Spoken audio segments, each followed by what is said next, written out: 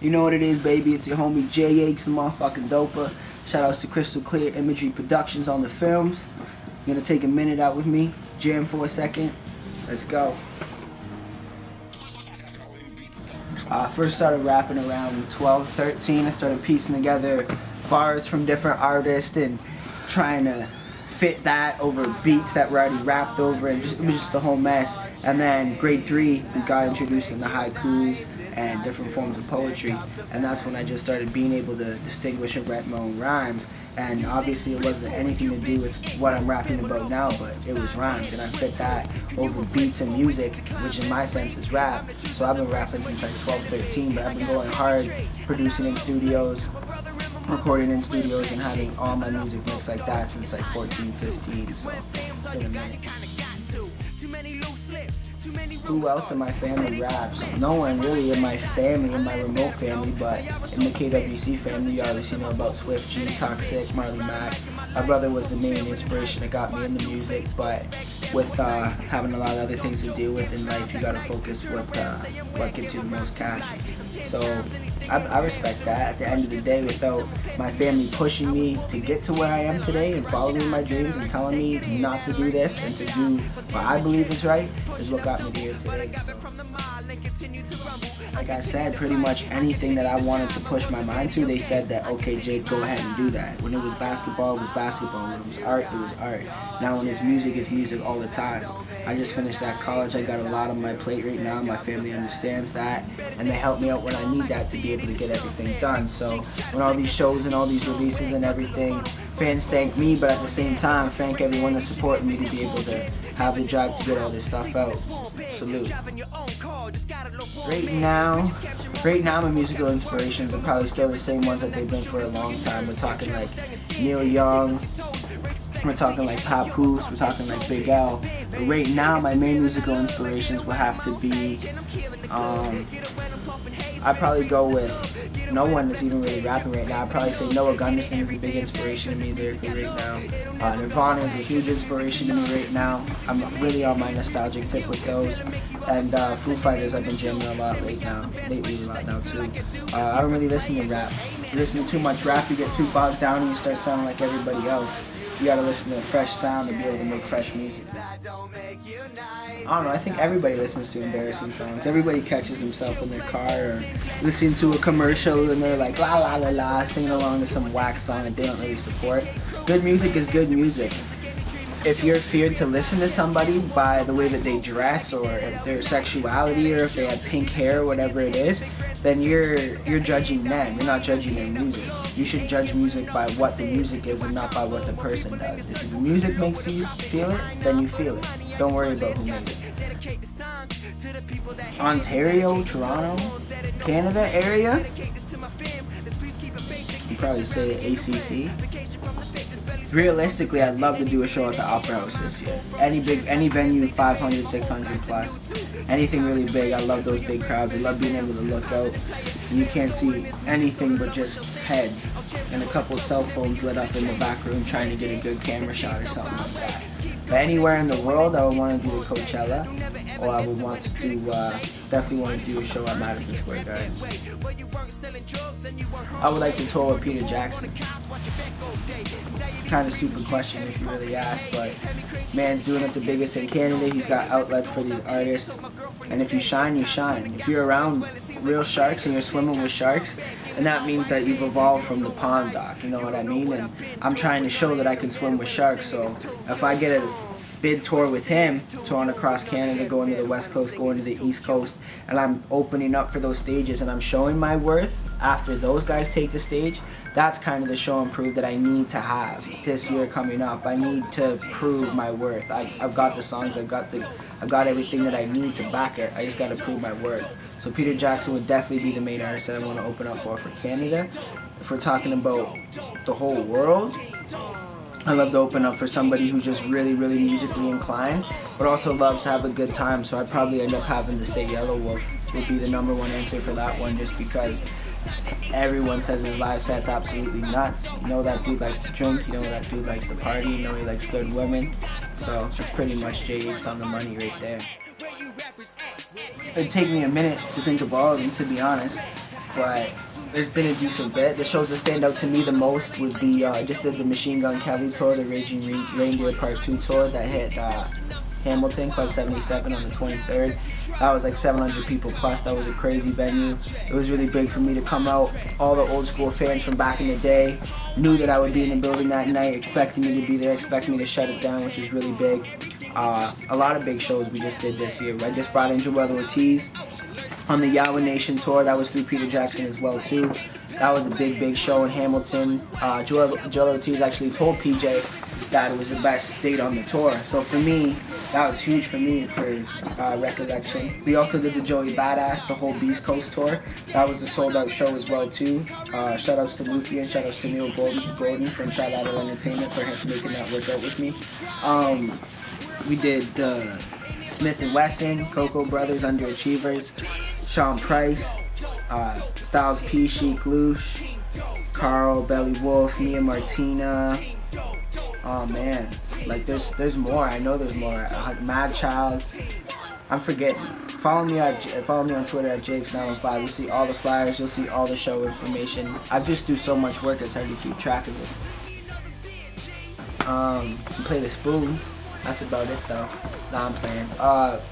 In school, I never really wanted to learn how to read notes or play music. My music teacher would just let me sit there and draw graffiti. He didn't really have any pull over me as to what to do in class. So I really declined that whole 2-year phase of trying to read music or trying to play it. So by the time that I hit high school and I got interested in wanting to read music and wanting to learn how to read notes, I was kind of lost for words trying to do it. So I haven't really had the time to join or be able to learn how to play any instruments. But the acoustic guitar is definitely something I want to learn how to play, and I definitely want to learn how to play the drum just because being musically orientated, my cousins and my uncle played for King Size, he opened up for Triumph, he opened up for INXS, rock runs in my family, so if you listen to tracks like Cobain, all the Wild Boy remixes, all those hard body tracks, you'll feel the rock come through me and my blood, it's in there too. Probably have to be rock. It would probably just have to be rock, to be honest. It's the only other thing that I really feel comfortable doing. If I had a singing voice, I would probably try and do vocals, but I'm not one of those I can do it all type of artists who think I can sing, who think I can break dance, who think I can do it all, you know? I'm a lyricist, and that's what I give people. Is I give people my bars. I might not have the dopest mic voice, I might not have the flashiest clothes, I might not have some big chain on, but at the end of the day, I'm gonna give you bars, and if you're about lyrical content, that's what you're about. But if I could get into any other genre, it would have to be rock. Just the intensity of it, just the whole culture of rock, the respect of it. But in the same sense, the punk rock side of it, the grunge side, that, oh, you're too soft, or oh, your hair's too long. It's relative to rap. Oh, your jeans are too tight, or oh, your chain's gold, we wear platinum. Rock has a lot of clauses where it's like, this is what we stand for, and this is what our subgenre is about. And the same thing as rap is, okay, this is down south, we drink lean, or this is New York, you know, wear your Timbs. They have the same culture, so I find that if I got into that genre, I'd be able to find that subgenre and then just own it. I don't know, I got a lot of hidden talents. Ask your girlfriend, she knows a couple of them for sure. But long story short, I played ball coming up as a kid. Shout out to my boy Quinn Henderson. He's still balling, doing his thing. A lot of dudes I came up with are off at pretty dope schools, doing it, trying to pursue their dream. But at the end of the day, like I was too caught up. I'd be doing 2 practices, going to school, leaving. It's just retired. I'm not gonna get into it, but I lost ball, and after I lost ball, I found music. Art was another big talent that people don't really know I have, and one thing that really still stands with me today is cooking. I'm a great cook. Like I said, ask your girlfriend about it. She knows all my secret talent. Yes, I do. No, I don't. It's black and white. It's hit or miss. You can't really. It's a job. For me, it's a job. When I go to write, I have to feel inspired. I have to know that this beat is for me. I have to know that this is my sound. Before, when I was doing the 52 Beats, 52 Weeks challenge, it was growing to the point where I was writing so much that I didn't know if this was what I stood for or what it was, because I had so many beats, so many different styles, so many suggestions that I had to write for. And it almost grew to the point where writing became tedious. Now I'm on a standoff because I just came off of this little hiatus. A bunch of shit went down. If you know me personally, you know what's good with that. But I'm back, and when I come back to write now, I treat it like if I'm not feeling it, I don't even bother. There's no point for me to sit down and force something out when I have everybody waiting in such high expectation. I'd rather leave them with no expectation at all from being able to judge nothing than to put something out half-assed and have them judge that like it's my full work. So it's worth the wait, baby, just know. I love writing though. I probably, since 12, 13, I've probably written at least 4 to 8 bars every day since then. And for me, it always changes. By the time this interview comes out, whatever I said now will now be an old achievement, if that makes sense. If you're always striving, you're always looking to do something bigger and plateau from the next level of what you've already been working on, then your current achievement is just going to be your last goal that you achieve. I would have to say it was the MGK show for me, but I'm telling you my next biggest achievement will be when Spend Money to Make Money drops mid-February, early March. I don't want to put an official release date on it now because there's no point in to rush this project. If you don't have Dope King, go cop that too. That was a pretty big accomplishment for me too, wrapping up the Get Big series. 4 mixtapes, 1 pre-tape, to total 5 projects, over 120 songs. That's the real stoner shit, baby. That's the doper. If you can tell by my outfit, I'm pure Toronto to the death, pure retro to the death. I love some Raptor 7s. If I can get the Raptor 7s, that would be really dope. And those Jordans are crazy now. People be getting jumped and girls waiting outside with 3-month-old babies to buy their boyfriend a pair. God damn. You thought the mall on Black Friday was bad. Go wait in front of Champs on Saturday at 10 o'clock. You see my brother there, and you'll see a bunch of other dudes just dying for these shoes, but I want to get to that stature where they're calling me like, yo, Wakes, we got them in. What size do you want? And I'm just like, oh, 12, 12 and a half, that'd be great. But next thing I really want to get is those Raptor 7s. Weed is amazing. That's, I can say one word? I get one word? Okay, get more? Weed is the best. I'm gonna say a lot of shit about that one. I'm gonna wrap it up though. I'm gonna put it in this end. I love women who complain when there's something to complain about. Every woman's gonna complain, but just please bitch about something we're bitching about. I smoke about half pack of cigarettes. Nah, maybe like a half and another half jack.